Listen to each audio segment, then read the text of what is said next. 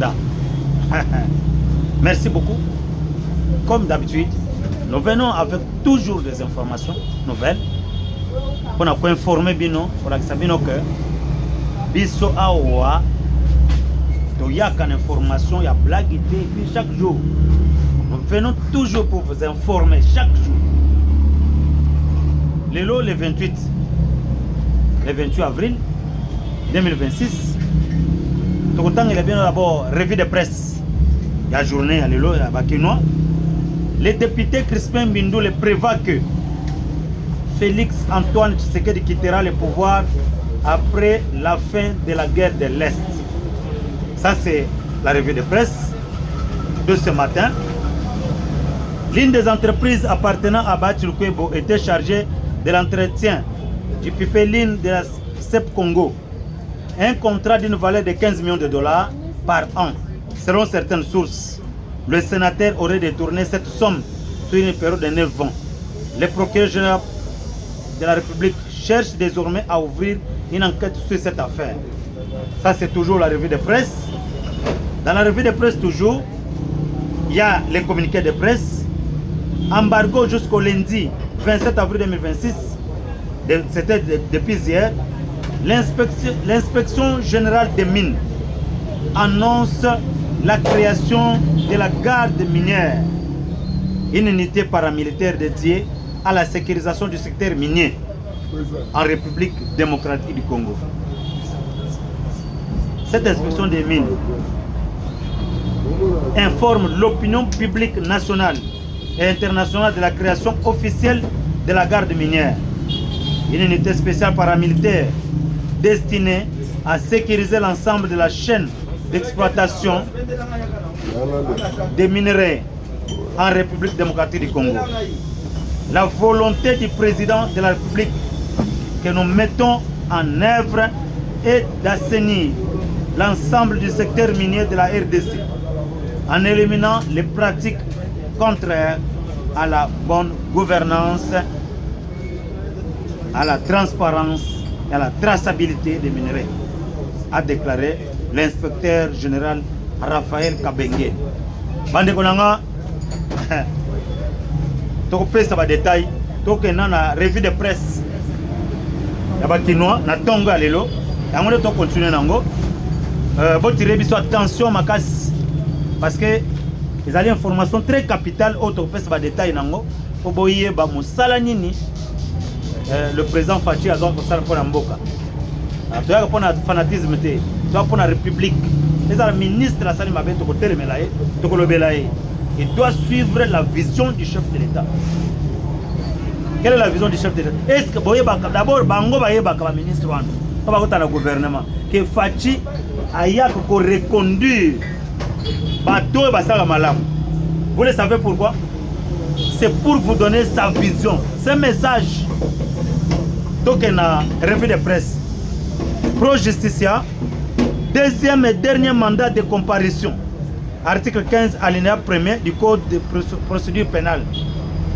Nous, major magistrat Mbambi Mavungu, Prudence, SAMS et officier du ministère public près la cour militaire de Kinshasa Gombe, mandons Madame Deborah Moulanga Chimpaka, Alliance Rebo Chulo et Bonda, numéro quartier mise à Pigeon, dans la commune d'Engaliema, de se présenter à notre cabinet à l'autorité militaire supérieur près la cour militaire de Kinshasa Gombe, si Kadeko numéro 36 dans la commune de la Gombe.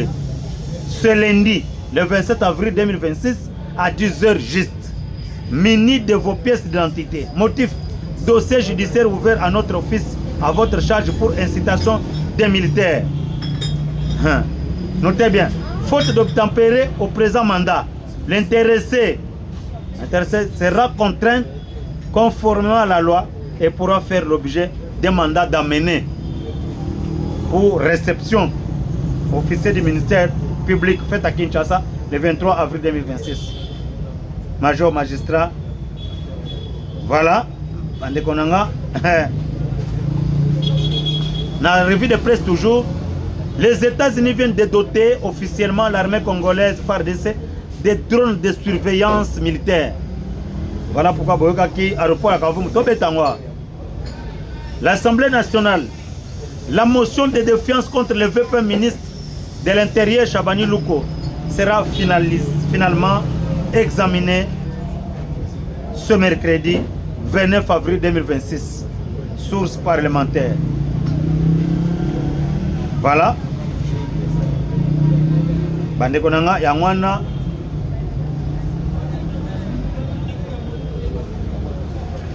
Matière autoaki nango. La révision constitutionnelle est inéluctable. Il faut une nouvelle constitution qui avantage le Congo et les Congolais, dit son Excellence Adolphe Muzito. En tout cas, nouvelle stratégie sécuritaire en RDC. Dans le cadre de partenariat stratégique avec les États-Unis et le Qatar, la RDC lance une initiative majeure. Mise en place d'une garde minière, une unité spéciale paramilitaire, environ 20 000 hommes. Vandeko. Tous ceux qui ont un commentaire, Mamouke, pour na kolobake, Masolo et Bandi, Otolobakake, qui vivra verra. Tous les gens la politique à blaguité. Awa, tant fait avant, tous les militaires, tous les policiers, tous les criminels, Babima, Nakataba, carré minier. Hein? Est-ce que pourquoi les gens vont travailler fâchés? Ils étaient des commerçants, des véritables commerçants.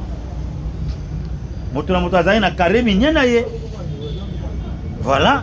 A comment qui koluka mbongo na ndenge na ye. Batindi guerre, mais il y a ça makamusus. Voilà pourquoi bandeko nanga les lots. Et lo kono c'est o ba kiona balobaka. Et lo koni ne suka ici la kate. Hein? Et lo koni ici la kate. Les lots, cette manière, il y a n'importe qui, n'a pas mine et s'il y a beau, il y a 20 000 hommes. Les commandos américains va faire des sangagne, va former brigade minière, va sécuriser la mine. Vous comprenez? Partenariat autolobaki. Partenariat autolobaki entre les États-Unis et la RDC en gros produit l'Afrique. Cela veut dire quoi? Et dans l'Est, la place Nyos Oyo, la minerai. Mais en Salama, la carré minier, la porticien, la coluto na biso ba le kwebo ba nani. Ba saiko ko sala wana ba zo ba mbongo. Ah c'est fini. Brigade o musala nango ezani ezali ba benga ngo brigade minière. Ezali na rôle ya ko sécuriser ba carré minier nyonso en République démocratique du Congo.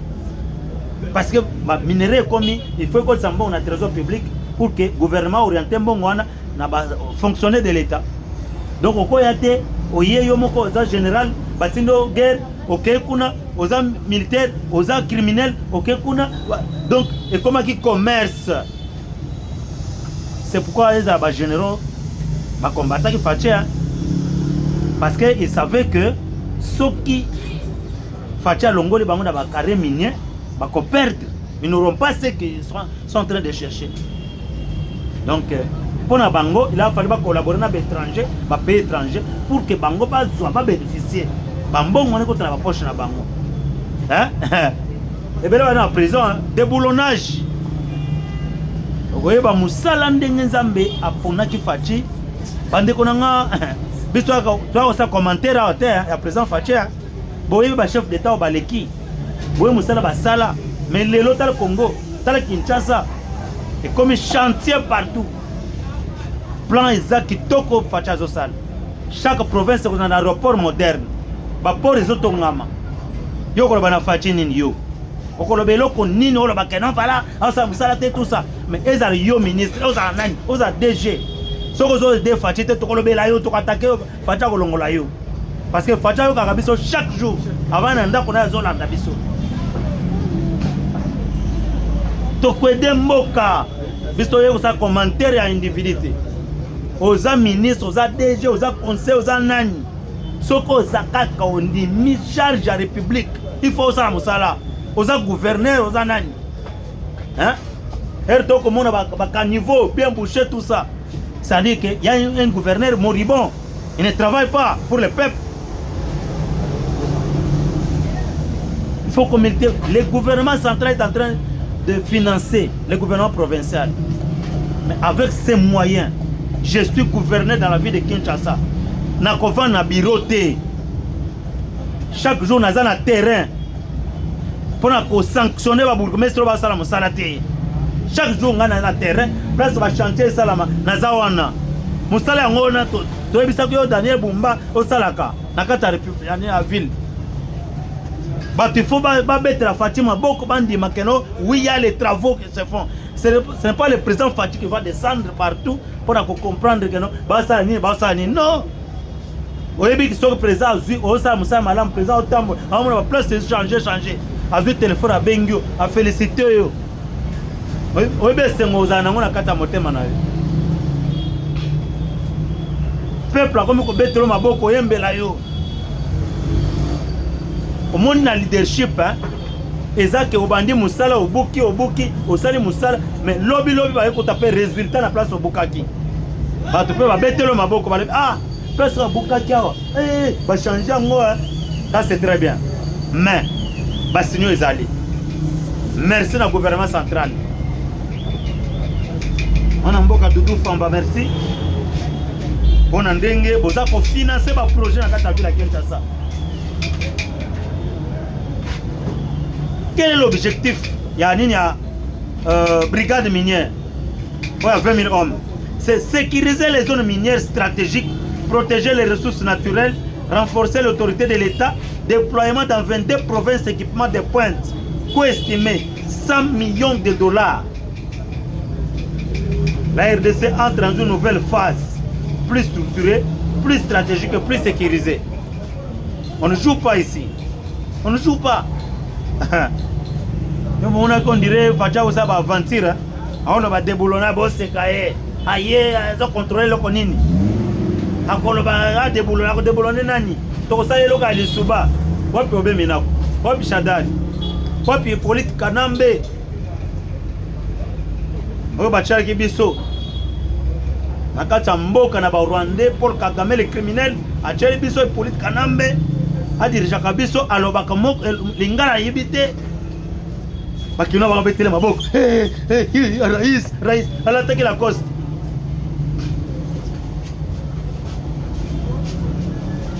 moni ba bombarder l'aéroport de Kavumu mais faire de ça avec la détermination de nos forces na féliciter nos forces armées ba véritable patriote ba simbisiko commandement pour mon commandant ici na bana mboka armée qui infiltré. Hein? En tout cas, na félicité ma véritable patriote ba simbi armée, commandement armé na biso. FARDC. Bon monde va récupérer Kavumu. Na minute panique ils ont bêta na Bukavu. Parce que numéro 1 à MONUSCO a décidé quitter na Bukavu, bango ba Rwandais de loin ba frapper ba drone na niveau à Kavumu. Batumbi aéroport à Kavumu bakanisa okitawar ba bumaye baro bakeno FARDC ne mutu azo contrôler parce que tu encercles déjà terrain mais FARDC avec beaucoup de sagesse à côté na aéroport bango siko ba bête missile mais ba américain na terrain ba satellite ba drone de surveillance to kolobela moi ba drone de surveillance c'est déjà ba doté en mode FARDC ba za ko contrôler ba zone soki ba ko bête loko basek bayebi que non et utiawa baolandira baradar na ba moni que uti na Rwanda na territoire rwandais na Changungu place ba Rwandais bazo contrôler ba américain ba voilà dossier na minute on est tolo ah Kagame très malade montaza ko assurer c'est nini intérim na ye to kotanga kombo na ye lelo Kagame to yebisa ko kokima na minute mwana abiarimana hein yende mutazo comme président ya na Rwanda bitolo banga makambo avant bato bachaka tembe bango balobaka boye tout ça mais un jour on peut avoir raison mon abiarimana za bien sécurisé par les Américains bokoyeba la constitution sera changée pour l'intérêt à Congolais, c'est pour l'intérêt à Fatité. Congolais est moko à crier. Facha ko soutenir ko pambola ba jouer Congolais à l'obité présent au de bongoté parce que ton moni bilembo. Yo il faut vendre nanu wana. Peuple est moko to crier qui. Eza bisote. So bo chetem tozong sala bino vidéo. Peuple aza ko yembele Facha abenga ki bangote o boya ba uteki de partout na Kinshasa. Ville miroir. C'est la capitale. Baza ko yembela ba bi 3e mandat au PCO. Eza yo Jean-Claude Katendo no ko ba non. Boy. Ozo peze pete yo za au soldat Moïse Katumbi.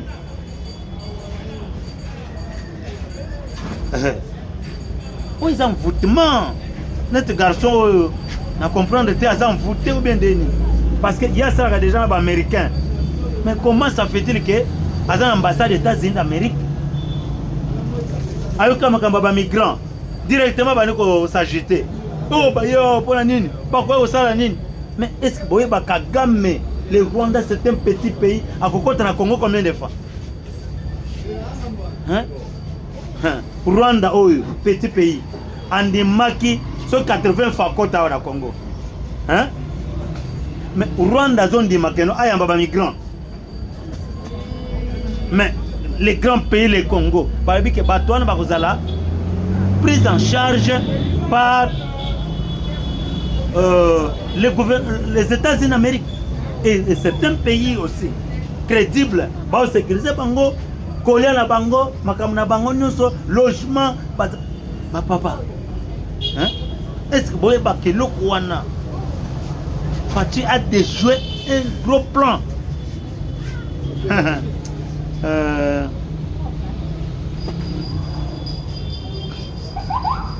C'est pourquoi Trump a été utilisé par Dieu et Fati aussi a été utilisé par Dieu. Tant on passe les menaces dans la Maison Blanche, dans le dîner de l'année, au Trump a convoqué Babomi était Babressiri était. Ça a combien de coups d'état contre Fati? Et Simba Bandeko to yaka ote pour ça aventure. Sauf aux responsabilités en mboko dans la charge de la République. Donc voyez bakango que mboka ils ont changé. Biso toza na Kinshasa. Toyebi ke mboka na biso eza ko changer. Chaque jour to tambo to ba chantier, ba bétonnage. Banzela aux obéta malelo, ils ont banzela 100 ans, 80 ans. Ça dit Facha ebika kumela, azotonga banzela libela. Osala musala na ye pour que aya na ba mandat mususu akosala musala mususu, asa ba projet mususu. Ata de anani prédécesseur koyaka, aya kokuta déjà ba biloko mususu salami. Yo oyoka biso toza bana mike. Toyoka port de banane, port à nos profondes. Mais yangwana etonga mata. Pour votre information, va inaugurer port à banane d'ici fin de l'année. Port à banane. Babiloko est au Brésil, en Angola, dans pays nyonso libanda, ba verser biloko na port à banane à Congo central verser Kinshasa na ba province mususu. Est-ce ma boîte de conserve votre cacao, nous sommes pas cher. Nous sommes aussi cher. Vous comprenez le plan au fingier lelo, mais au plan na été, au vision na été. Ya zomona musika Yozomona awa toliate mais ya yebi ke kolia il faut être la solide mais a autorisé le conseil des ministres la vendredi dernier a autorisé inauguration de bateau de pêche hein bon le bateau de pêche ça va et ça plan gouvernement il faut gouvernement garder silence bino bo sotoka bino peuple bo sepel mo ko ba inaugurer bilo ko bo sepeli bilo ko yaki déjà hein bino bo mona ngo ko to sar théâtre hein? Chaque province, chaque ville et province, ils ont un aéroport moderne. Donc, ça bien Bilili, dans l'émission Eleki, Bilili a un aéroport à Bunia. Mbujimai, aéroport. Bunia, aéroport. Kananga, aéroport. Opposition, ils ont un discours. Match vidéo ailleurs. Hein? Opposition discours exalté. Hein? Pour nous, Jean-Marc Kabunda. Ah, oui. Voilà, conseiller. Ozo tenir discours pour la Kolobake. O condamner mutu président pour tongi université. Oh là là. Soki ngana zaki yo ka ce qu'on appelle Sobwania. Soki ngana zaki yo en tant qu'opposant na place na la banine. Na féliciter président pour que aux opinions. Na féliciter président nandenga tongi ni ba université et zo dans caractère social mais na lingi na suggérer asala boy bato ba beto maboko. Babi ah voilà. Azam Mayele a félicité à Malamu, a condamné à Mabé. Hein? Discours exaté. Momonia, toi et Bissaki Bino, guerre en Ouest là. Kagame a sous ultimatum. Américain. Parce qu'il y a une brigade à Bagas, Basali, Batrone, la surveillance et attaque Kobetama. Mais ce trompe, moi, le but que tout ça pour examiner Kanaï.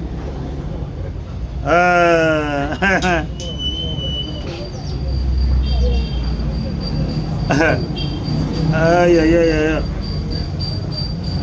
En politique, tu ne peux pas sous-estimer, négliger ton adversaire.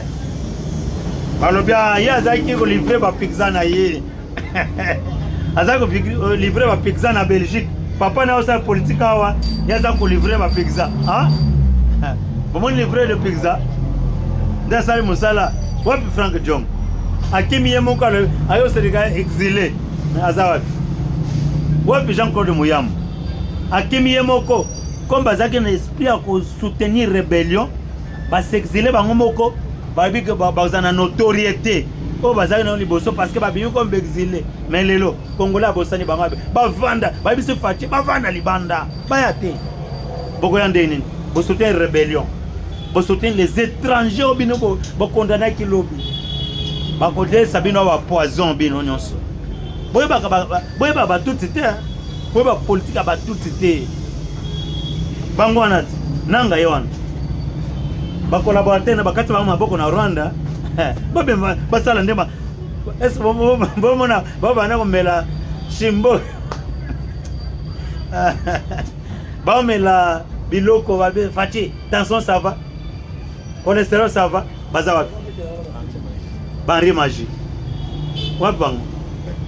Ba Chisola, Yannick Chisola, bazawa, bakati maboko. Na minito bakati, maboko bakati na Rwanda. C'est pas Paul Kagame les criminels. To bana Daniel Safaza. Dans Kenda, aza communiquer. Bolandi na chaîne.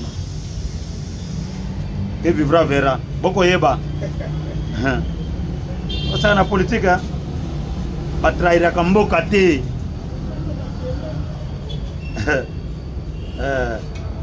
Ba musulman bangwana bolanda bande kona biso ba musulman nde baza koyembela bokonzi ko sambela bakoti jeune prière ba musulman ala inshallah bazo na munoko na ba tey munoko na bango te mais ko bazo bondela nzambe na bango pour la présidence à protéger azwa avant nanu asala musala na ye papa biso ezabiso te bato ko imposer fati. C'est le peuple lui-même qui déclare au président en plein air. Les vidéos sont là. Mais sur le président de la République, tu ne peux pas partir comme ça. Nous avons encore besoin de toi. Par quelle voie? Est-ce que le président va s'imposer pour dire je reste ici? Non. Le président va consulter le peuple. Consultation au peuple au président, consulter. C'est par la voie référendaire qui est une voie démocratique instituée par notre constitution. Hein? Constitution où il y a belligérant. Hein? Et qu'il y a Rwanda. Et pas pour Kagame les criminels. Pour atteindre l'article pour contrôler le Congo. Pour continuer à soumettre le Congo. Kagame n'a pas de Kagame n'a pas de Kagame. Kagame c'est un coup. Biso 450 tribus, s'il vous plaît. Au Congo, nous avons 450 tribus et nous vivons calmement. Banyamulenge et tout ça. Des blagues et ça. Chercher un moyen à fléchir le grand Congo. Tous dans la Coupe du Monde. Kagame dans la Coupe du Monde. À Kenya, la Coupe du Monde. Aïe bien, imbécile. Vous savez, Kagame a eu Coupe du Monde. Les grands Congo ont la Coupe du Monde. Donc maintenant Portugal le 17. Les grands Congo. Kagame a vu la télévision na Rwanda. Azota le grand Congo na Portugal. Hein? Yé Kagame to kota na télévision bis to vani total Rwanda. Ni foni na zanango. Quelle gestion? Abana ko ba minerai wa bimi premier producteur à coltan. Coltan et ça na mabele na yete. Grand frère na biso vanda ki na Rwanda. Aza ko bisanga abi petit. Oyebi en o ba Rwanda ba nango. Limite yango yo. Au symbole côté à Congo, limite entre la RDC et le Rwanda. Au symbole côté yo, au côté ba minerai awa. Mais au symbole côté à Rwanda, limite yango. Et là comment que ça te? En wana siko bazolo ba te ba biso mabele. Yagakas. Oboto la mabele. Les patriotes véritables Fatou Béton Azawana. Tigere Kosila. Tigere Kosila. Mais il s'agit de dans quelle construction où on demande aux belligérants, aux rebelles, hein, aux soi-disant congolais de prendre les armes contre un président élu démocratiquement. Vous allez subir, vous allez voir.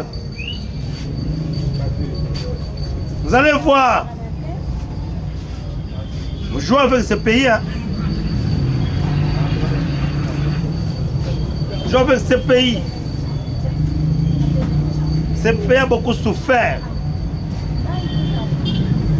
Oui, Bande Konanga, il y a des communiqués. Oyo. Président parti, Augustin Kabo a signé. Bopesa lisusu kolutu na ngai André Mbata Mbongo te. Ozali posta yi de presse. Ozali posta yi non sacré. Kopesa lisusu André Mbata Mbongo te que cotisation. Hein? On sauter yo motozo kopesa André Mbata Mbongo. Hein? Erobond. Est-ce que boye ba Erobond depuis Tobotama. Toyebi makamba Erobond. Hein?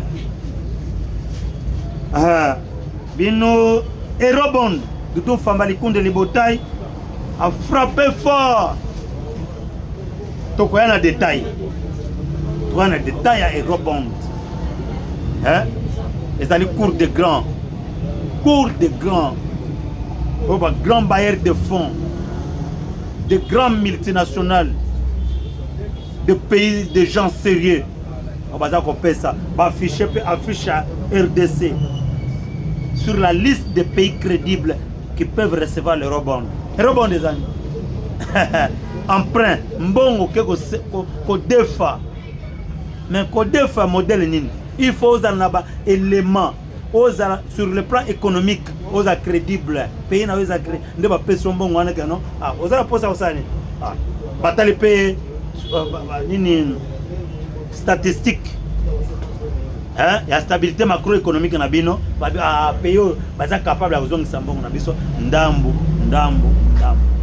Nde bazimbo wana ba pesio. Mais mona mboka dudu fa balobini. Te na ko gérer mbongo nga moko te. Pona ko lakisike na je suis crédible.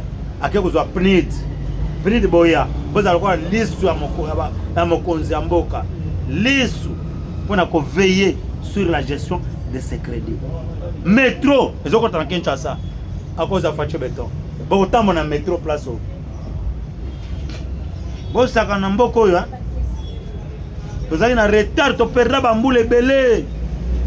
Nous avons commis ça mutubo mais la gadiamba nae, azoba droga tchena maboko, en latin en zoto, bakenda kosa ye. Bolande Lambert Mende te collabora, ancien collaborateur nae. Habil le pays n'a pas été dirigé, mais il était son porte-parole, non? Porte-parole au gouvernement.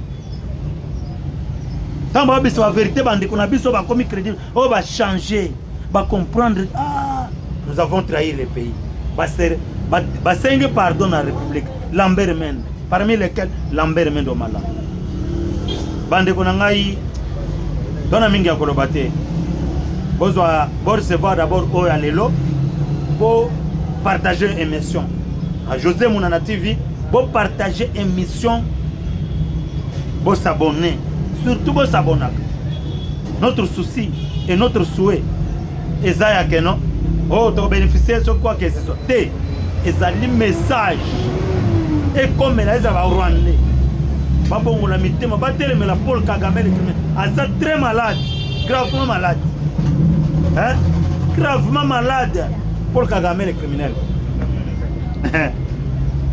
Et puis, Kagame est cité dans l'attentat aux États-Unis. Tu vois, on a des détails. Que Dieu bénisse la République du Congo. Qu'il protège son président Félix Antoine Tshisekedi. Qu'il protège son peuple.